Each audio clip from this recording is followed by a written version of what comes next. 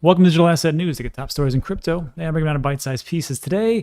Just like the thumbnail suggests, there is some fake news, and even I got caught up in it. So we're going to talk about some fake news, and it looks like maybe potentially a little pump and dump. We'll take a look at what's going on, but this was all about Ripple and the XRP case with the SEC. We're also going to take a look at Jerome Powell giving us a little bit of clarity about what the United States wants to do as far as crypto and digital assets.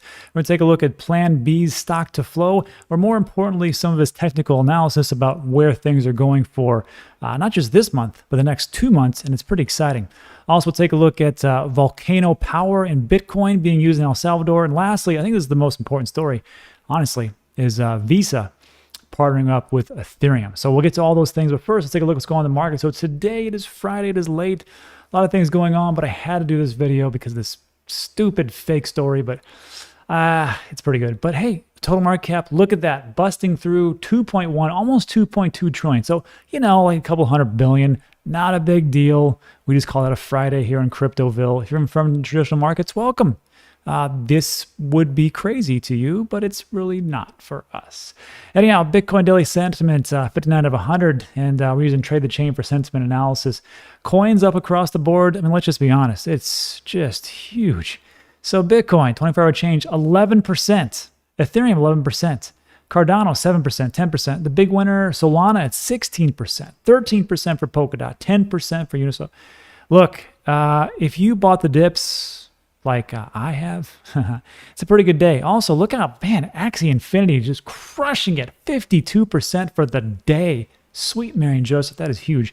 Anyhow, that's going on the market. I mean, it's a great day. These are the days we live for, and I think the best is yet to come. I'm going to tell you why. So first of all, before I get into all that, let's take a look at the fake story of the day. And this one got me. This one actually, I was sent this article by a friend. It was in Yahoo News. And Yahoo News had actually picked it up from another publication. And I had actually tweeted this out, that the SEC and Ripple had settled their case. And I was like, wow, this is pretty good. But then within like 10 minutes, this is what's great about Twitter. Because in YouTube, I can put this video out, but it's very slow. On Twitter, everything happens just like that. And everybody's like, this is not real, this is fake. And I was like, oh, I took it down immediately and didn't spread any kind of goodwill, which could have led to a pump and dump. And this is what's going on. And before I go on, let's just make sure. So XRP right now is up a whopping, gosh, what are we at? 9%. 9% for XRP for 24 hours. Hopefully, it's just because the entire market is up and not because of this dumb story that even I fell victim to. So this is what we got. So in this one, there was a press release posted on news platform Access Wire. That was the first one. Say the SEC had dropped its charges against the company. The too good to be true hoax was syndicated by Yahoo Finance. That's where I saw it. And then made the rounds on social media. And I stopped that immediately as fast as I could because I'm like, oh my God, I got hoodwinked. I got bamboozled. And this is from Ripple. They say we are working to get it taken down, but totally false and not sent by us. And this is from DAI, Digital Asset Investor, big XRP fan. And he sent a tweet out to the lawyer of Ripple, said, hey man, is this real? He said, no, it's fake. And that's pretty much it. And I will say it's pretty disappointing that these publications pick it up so fast and what happens. But this time worked out okay. However, a bogus announcement about Walmart partnering with Litecoin made the price of the altcoin jump roughly 30% on September 13th. So when people go, just go to the source, just go to the source, go to the source, go to the official channels. Well, look at this. After the news was picked up by several mainstream media outlets, and even the official Litecoin account on Twitter was like, yeah, we're working with Walmart. So yeah, invest in us. And that's what happened. So I think what happened here, someone got the better of us and said, hey, this is actually being stopped. And this is really market manipulation at its finest. Now, we would rather have market manipulation go to the top than go down, but it is a spade of spade. Let's call a spade a spade. It's market manipulation and shouldn't be done. So on this one, hopefully we can stop the flow of misinformation and go from there. Anyhow, let me know what you think about that in the comments section. Let's move on to our next piece about, and this is pretty cool, Fed clarity. And what we got here, this was a little snippet from Congressman Ted Budd. Ted Budd was interviewing Jerome Powell, the Fed chairman. And I'm just going to listen to it. 37 seconds. Check this out. As a matter of policy, is it your intention to ban or limit the use of cryptocurrencies like we're seeing in China? No, and I immediately realized I misspoken there. I didn't mean to take the word cryptocurrency out of that sentence, and I would say fairly widely understood that central bank digital currencies could perform some of the could make But no intention to ban. Less. No intention to ban. No intention to ban them, but they're, the stable coins are like money market funds. They're like bank deposits, but they're to some extent outside the regulatory perimeter, and it's appropriate that they be regulated. Same activity, same regulation. So yeah, great news. I mean, this is exactly what we want to hear. The thing is, though, is that you have to remember that the Federal Reserve is about as Federal Express. They are not a part of the government. They are another entity outside. However, they do set monetary policy. And so when we talk about the Fed has no intention to ban cryptocurrencies, it's not like the Fed can ban anything. They can't. They would have to go through the legal process. It would have to go to the high courts and so on and so forth. But it is reassuring to hear that Jerome Powell is saying, no, we don't really want to do that, but we do want to regulate central bank digital currencies because that really competes with the dollar, and that's pretty much what it is. And that's fine. Look, I know people, it's not a very popular opinion. I think we should have a little bit of clarity. Worked out pretty well for the internet back in the 1990s. Allowed it to flourish, gives people clarity. We can move on. So this, I think, is something that was desperately needed in this time of Super Gensler getting out there and trying to say everything's a security. So let me know what you think about that in the comment section. And let's move on to our next piece. This was a good one because it shows us where things are going. I always like to see what's happening. This is from Plan B, famous from Stock to Flow.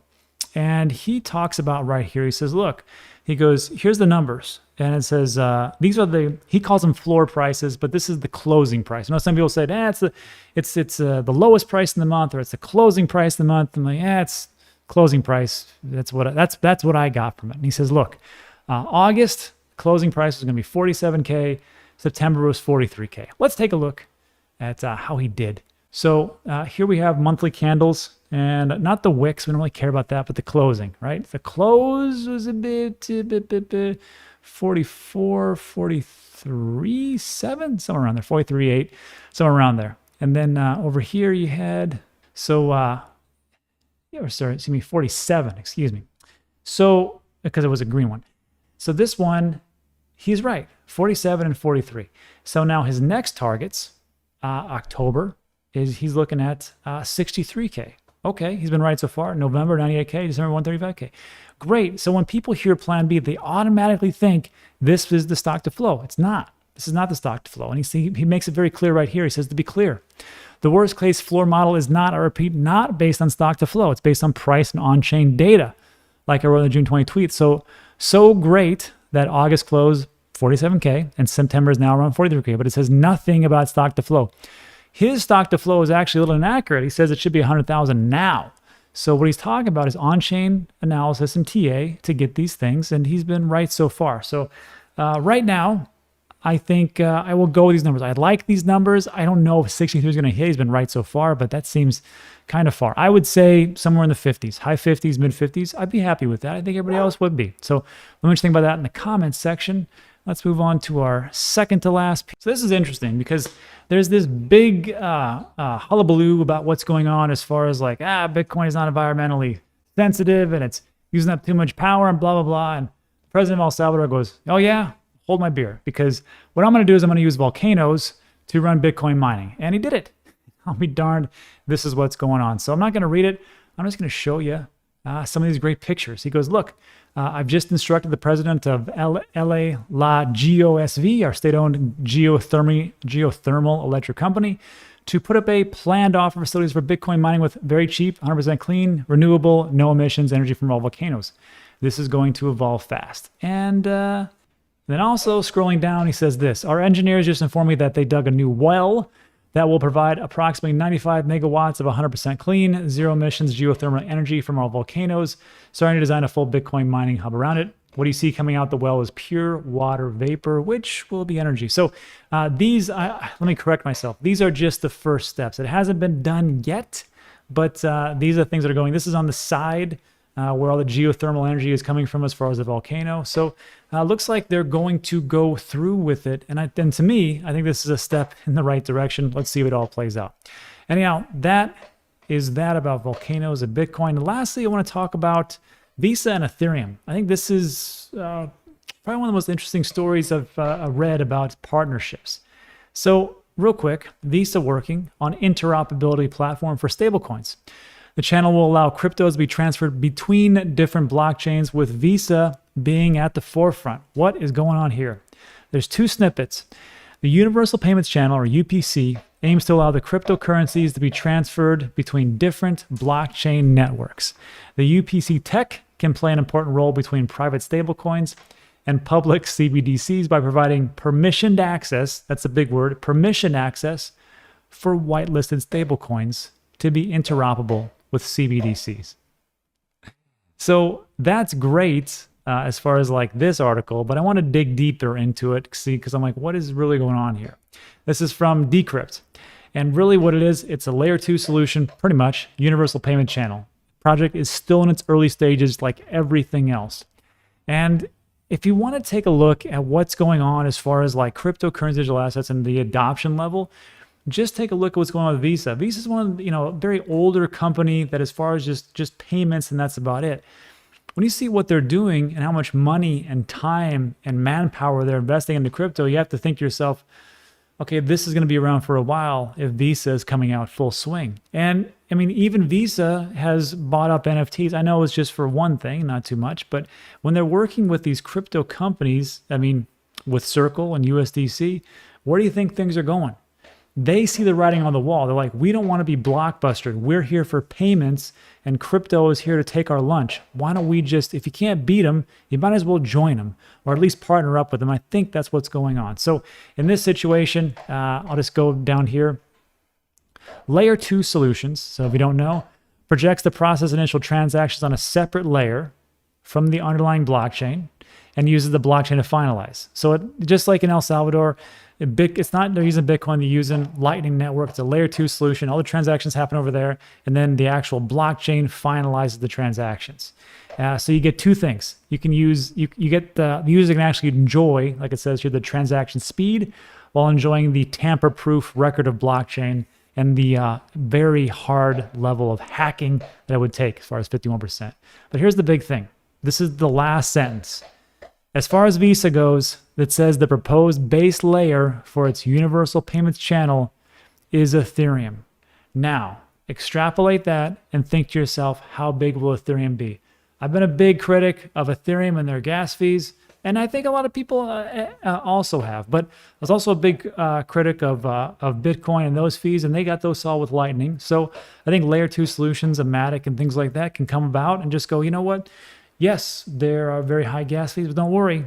We got a layer 2 solution and a layer 3 solution coming in the pipe. And guess what? We got Visa backing us. And if you want to play the game, you got to have some ETH. So that is what's going on. And that is pretty much next to last. A little bonus real quick. I sent out this tweet a couple of days ago. I said, I'm going to start giving away Tomato Coin. And that is a real thing. It's built on Cardano blockchain. And I'm going to be giving away thousands and thousands. I need to give it out to more people. I already gave a ton out to everybody who stakes with DNews, with the DNews stake pool for Cardano. But for every live stream, I'm going to start giving away thousands, tens of thousands, I don't know, of Tomato Coin, because it's just sitting there right now, and I want to just give it to people. So if you have a Daedalus or an Adalite or even a Yoroi wallet, you can come on over to any live stream I'm at, and I'll be giving away at random. I'm going to give away a bunch. And the first one I'm going to do it is with my friend Jerry Hall. He's over there in Costa Rica. We're going to talk tonight about a video I did yesterday about my lessons learned and all the things that I wish I would have known back when I first started investing in cryptocurrency, and how I would position myself now. So I'll be on Jerry Hall's show tonight. I will link that in the description whenever Jerry gets around to giving me the link, and then we'll go from there. So look, that is it for today. So if you stuck with me all the way to the end, first, thanks. I appreciate it. If you like these types of videos, give it a thumbs up, give it a like. Also consider subscribing. Everything is time sensitive. So if you can subscribe, we do a video every single day to keep you up to date, and you can make the best decision for your investments as far as crypto. Not financial advice, just financial opinion. Anyhow, thanks so much for watching. I appreciate it, and I'll see you on the next one.